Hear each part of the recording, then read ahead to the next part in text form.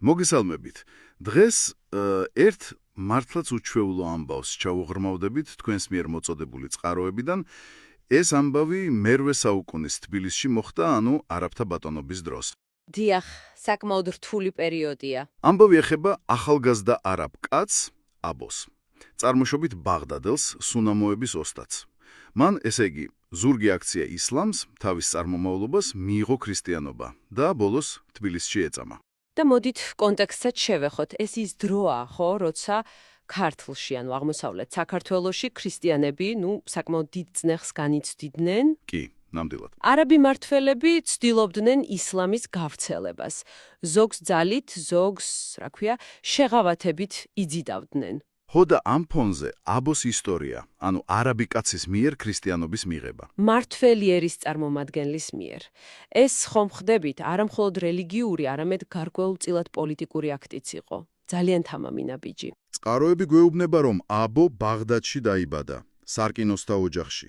როგორც ვთქვით, ნელსაცხებელთა ოსტატი იყო და თან განათლებულიც ყოფილა ისლამურ ჯულში. კი ბატონო. დაახლოებით 17-18 წლისა ის თბილისში ჩამოდის. ქართლის მაშინდელ მმართველს ნერსე ერისთავს გამოხვა. ერისთავი ადგილობრივი მმართველი იყო დაახლოებით ჰერცოგის რანგის. და თბილისში იწყებს ქართულის სწავლას, ეცნობა ბიბლიას. და ქრისტიანობა იზიდავს, მაგრამ თავიდან რა თქმა უნდა მალავს ამას. ეშინია მმართველების. აქ არის ერთი საინტერესო დეტალი. მისი ოფიციალური მონათვლა, ანუ ეს ფორმალური აქტი, ქართლის გარეთ ხდება. ხო, როცა ნერსე გაიქცა. დიახ, როცა ნერსე ერისთავი, არაბთა რისხვას გაექცა ჩრდილოეთით, ხაზარეთში. ეს ხაზართა სახაკანოს ტერიტორია იყო. კავკასიონის მიღმა იქ იმ პერიოდში შედარებითი რელიგიური შემწყნარელობა იყო. ანუ უსაფრთხო ადგილი იპოვა. ზუსტად. და სწორედ იქ, ამ უსაფრთხო გარემოში შეძლო აბომ, რომ უკვე ღიად მონათლულიყო და ეღიარებინა თავისი ახალი რწმენა. გასაგებია. ეს მნიშვნელოვანია, რომ უსაფრთხო ადგილას მოინათლა, მაგრამ აი ამბის ყველაზე დრამატული შეიძლება ითქვას ნაწილი ამის მერე იწყება. დაბრუნებასია საუბარი, ხო? კი. როდესაც აბო უკვე მონათლული დასავლეთ საქართველოდან, კონკრეტულად აფხაზეთიდან, რომელიც მაშინ ქრისტიანული იყო და არაბებისგან შედარებით დამოუკიდებელი, თბილისში დაბრუნებას აპირებდა, აფხაზეთის მთავარმა გააფრთხილა, უთხრა, რომ ეს ძალიან სახიფათოა. და მისი პასუხი? აბოს პასუხი ფაქტობრივად სახარებიდან იყო ციტატა. სანთელს იმისთვის არ ანთებენ, რომ ჭურჭლის ქვეშ დადგან, არამედ ყველას უნდა უნათებდეს. ანუ მან შეგნებულად აირჩია ეს რისკიანი გზა. წარმოუდგენელად თამამი ნაბიჯია. უბრალოდ წარმოიდგინეთ, ის ბრუნდება თბილისში და 3 წელი ცხოვრობს ღიად როგორც ქრისტიანი. 3 წელი? თან არა უბრალოდ ქრისტიანი, ის ხომ ყოფილი არაბია. მმართველი ელიტის წარმომადგენელი იყო. ეს პირდაპირი გამოწვევა იყო ალბათ. რა თქმა უნდა, პირდაპირი გამოწვევა თბილისის ამივასთვის, ანუ არაბი მმართველისთვის. მისი არსებობა და სავარაუდოდ ქადაგებაც კითხვის ნიშნის ქვეშ აყენებდა არაბული მმართველობის, ესე იგი, იდეოლოგიურ საფუძველს. ხო და გასაკვირიც არაა, რომ როგორც კი ახალმა უფრო მკაცრმა ამირამ გაიგო მის შესახებ. ეგრევე დააპატიმრეს. დიახ, დააპატიმრეს. სასამართლო პროცესიც წყაროების მიხედვით ძალიან შთამბეჭდავია. რა მოხდა იქ? ამირა მას სიმდიდრეს მაღალ თანამდებობას თავაზობს, ოღონდ უარი თქვას ქრისტიანობაზე, მაგრამ აბომ მტკიცედ პასუხობს. რაღაც ამდაგვარს, ოქრო და ვერცხლი შენთვის დაიტოვე შენი თავის დასაყოფად. ძლიერი სიტყვებია. მე მაქვს უდიდესი საუნჯე ქრისტეს მიერ ბოძებული მარადიული პატივი ზეციურ სასუფეველში.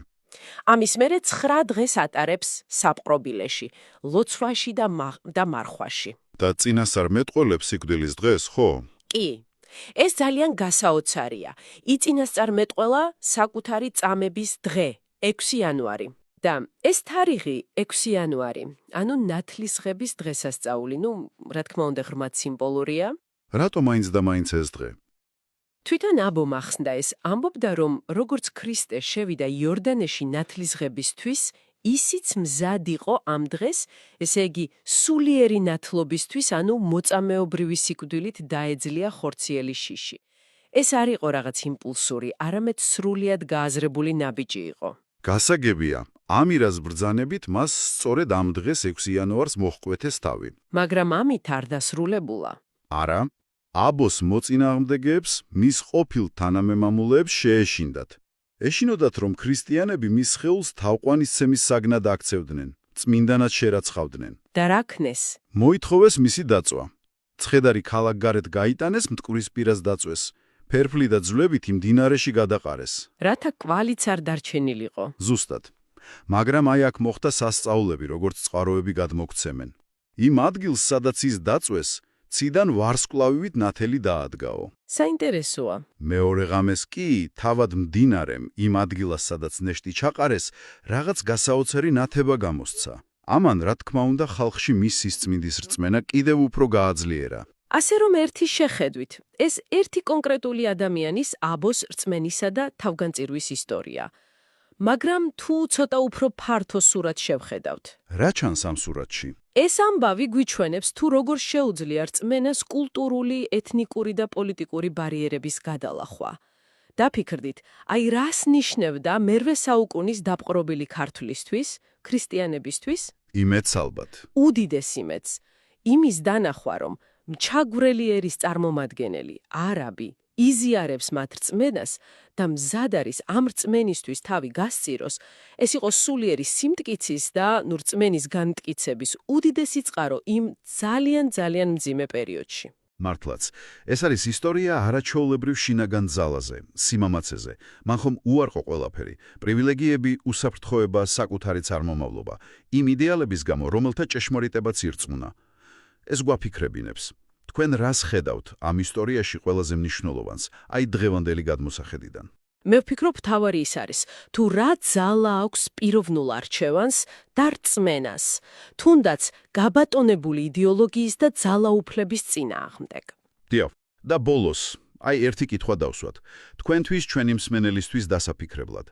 რა არის ის, რაც ადამიანს უბიძგებს აირჩიოს აშკარად სახიფრათო რისკიანი გზა საკუთარი რწმენის ან პრინციპების დასამოწმებლად, მაშინ როცა, ალბათ არსებობს გაცილებით უსაფრთხო ჩუმი ცხოვრების შესაძლებლობა.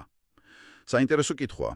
აბოს ისტორია სწორედ ამ მარადიულ კითხვას გვისვამს.